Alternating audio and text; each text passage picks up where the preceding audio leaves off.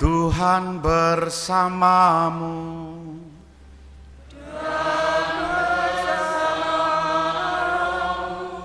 Inilah Injil suci menurut Markus.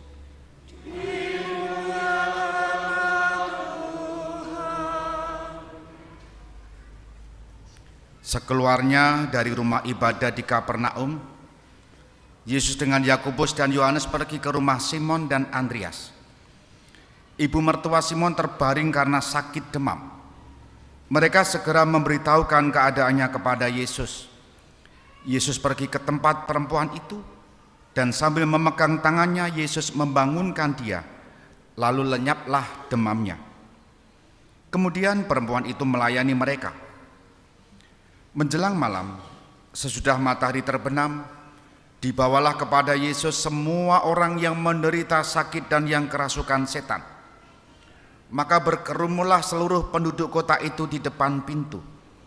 Ia menyembuhkan banyak orang yang menderita bermacam-macam penyakit dan mengusir banyak setan. Ia tidak memperbolehkan setan-setan itu berbicara, sebab mereka mengenal dia. Keesokan harinya, waktu hari masih gelap, Yesus bangun dan pergi keluar. Ia pergi ke tempat yang sunyi dan berdoa di sana. Tetapi Simon dan kawan-kawannya menyusul Yesus. Waktu menemukan Yesus, mereka berkata, "Semua orang mencari Engkau." Jawab Yesus, "Marilah kita pergi ke tempat lain, ke kota-kota yang berdekatan, supaya di sana juga aku memberitakan Injil, karena untuk itu aku telah datang." Lalu pergilah Yesus ke seluruh Galilea, memberitakan Injil dalam rumah-rumah ibadat mereka dan mengusir setan-setan. Demikianlah sabda Tuhan.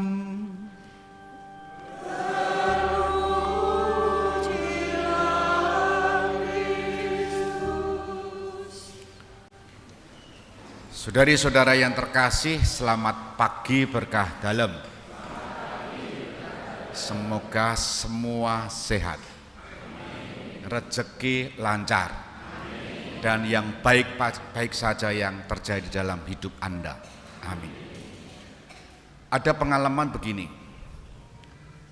ketika menyaksikan orang yang memberikan kesaksian atas sapaan Tuhan dalam hidupnya, memberikan kesaksian atas bahasa dia, jamahan Tuhan terhadapnya.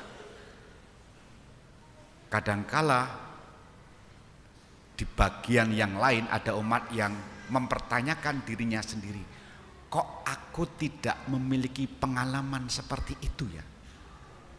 Pengalaman yang seperti apa?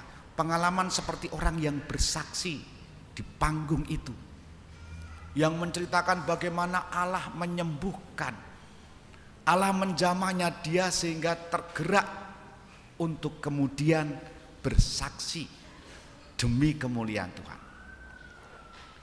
Dan orang yang bersaksi seperti itu jumlahnya sedikit.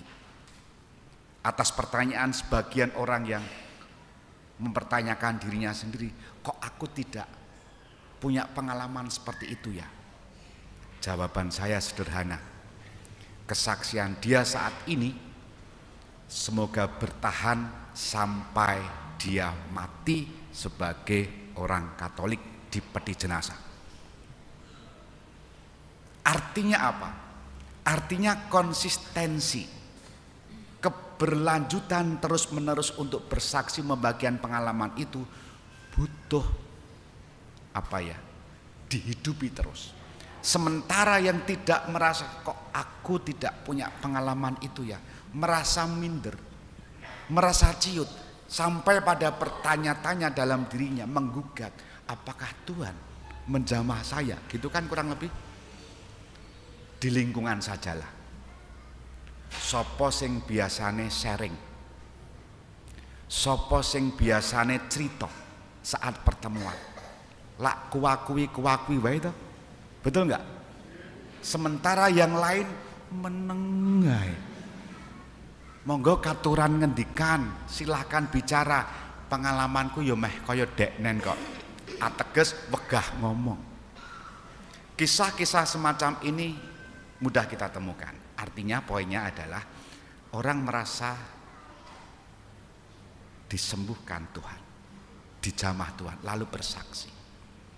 Dan komentar saya tadi, sampai mati dia akan hebat.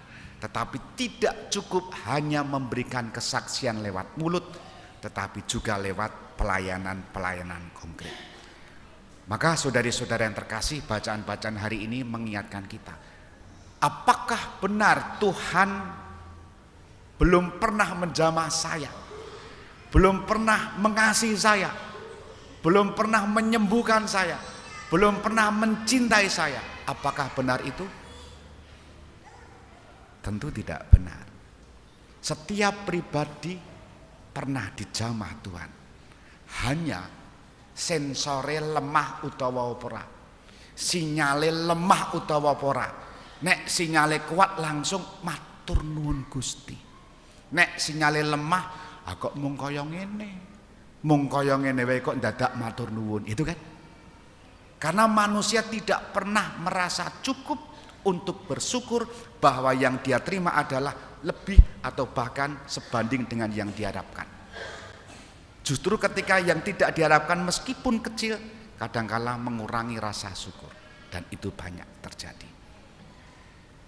Ibu mertua Simon Petrus yang diceritakan dalam bacaan Injil, sakitnya itu sakit cepete,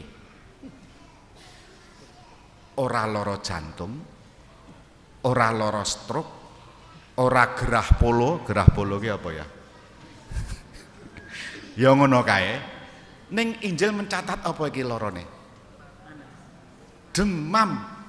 Demam ki lak dikeroki mangan akeh turu akeh ki lak ya mari to. Tapi mengapa ini diceritakan? Lihat sesudahnya. Setelah sembuh, Ibu Simon, ibu mertua Simon ini melayani. Dan lihat kisah-kisah yang selanjutnya terjadi, banyak orang yang minta penyembuhan Yesus. Bahkan orang-orang dibebaskan dari setan-setan. Apakah mereka kemudian melayani Yesus? Itu pembedanya. Yang disembuhkan bahkan ratusan. Tidak dicatat dalam Injil. Apakah mereka kemudian menceritakan pengalamannya, bersaksi untuk tetangga kanan kirinya, atau semerintil ikut melayani Yesus dengan segala kebutuhan waktu itu? Tetapi tegas Injil mencatat yang menindaklanjuti dengan pelayanan selanjutnya adalah ibu mertua Simon Petrus. Betul? Betul enggak? Sekarang menjadi bahan refleksi kita. Saya bagaimana? Ada loh Bapak Ibu Saudari-saudara yang berjanji ketika sakit, Tuhan, kalau aku sudah sembuh, aku mau melayani Engkau. Barang wis mari ki lali karo janjine iki. Misa mingguan isih keset, dadekke pengurus lingkungan endo, dadi panitia Natal ya wegah, iso ngapa nyatur lan nyacat. Ora kelingan zaman kemlekaran arep mati kayak iki, Gusti berilah kesembuhan, nanti kalau aku sembuh aku akan melayani Engkau. Bel ngapusi. Seperti orang yang berdoa, Tuhan tambahkanlah gaji saya, berilah rezeki. Kalau nanti mendapatkan rezeki aku akan menyumbangkan sebagian untuk orang-orang yang membutuhkan. Barang wis itu merasa isih kurang eman-eman. Lalu ada bergaining sesuk wae untuk tambahan. Barang itu tambahan meneh janjine piye? Ora ki. Itu minyak suci ora kodal Bapak Ibu. Poinnya adalah seberapa syukur kita pernah dicintai Tuhan dalam aneka bentuk yang Tuhan berikan pada kita. Kesembuhan itu tidak harus secara fisik, tetapi kesembuhan itu bisa jadi secara rohani. Telah dipulihkan, mulane tadi dalam referen Mazmur tanggapan, pujilah Tuhan yang menyembuhkan orang yang patah hati. Bukan patah kaki loh ya. Patah hati kan lebih pada psikis ya. Ini orang-orang yang bisa bersyukur. Seberapa syukur kita atas kasih Tuhan, atas penyembuhan Tuhan, menentukan seberapa banyak ataupun usaha kita untuk melayani Tuhan. apapun bentuknya. Dan ada banyak kisah yang bertebaran di kanan kiri kita. Karena dikasih Tuhan, dicintai Tuhan, maka dia melayani. Maka kita bolehlah menggunakan kata-kata Yesus hari ini. Silakan lihat halaman 5 baris tengah.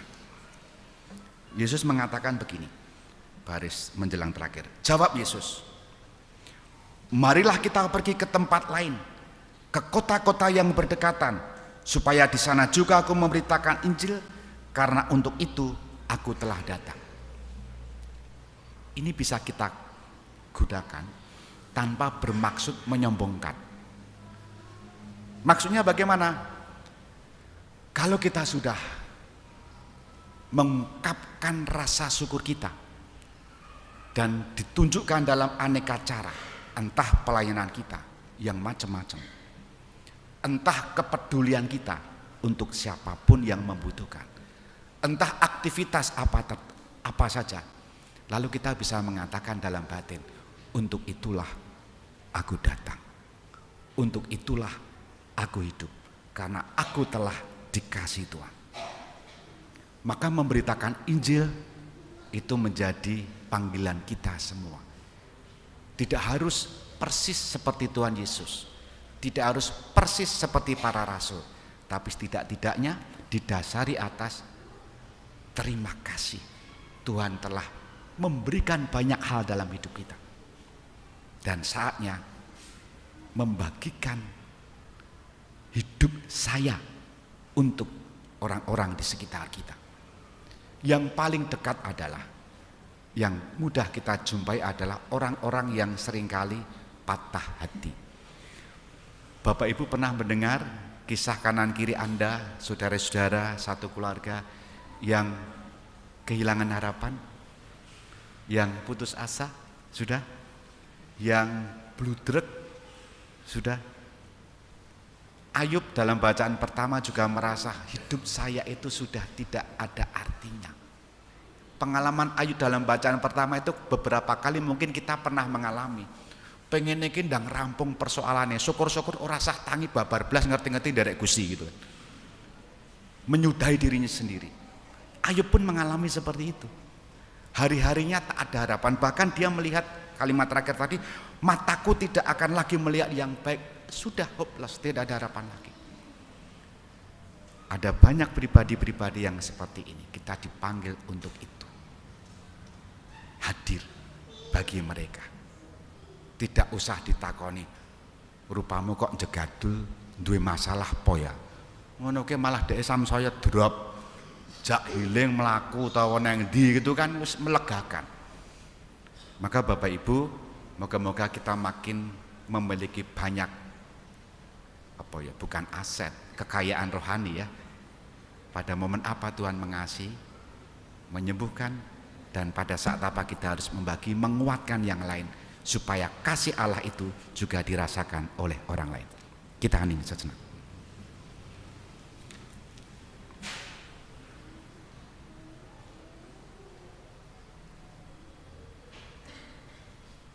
Dimuliakanlah Yesus yang dulu hidup, sekarang dan selama-lamanya. Amin.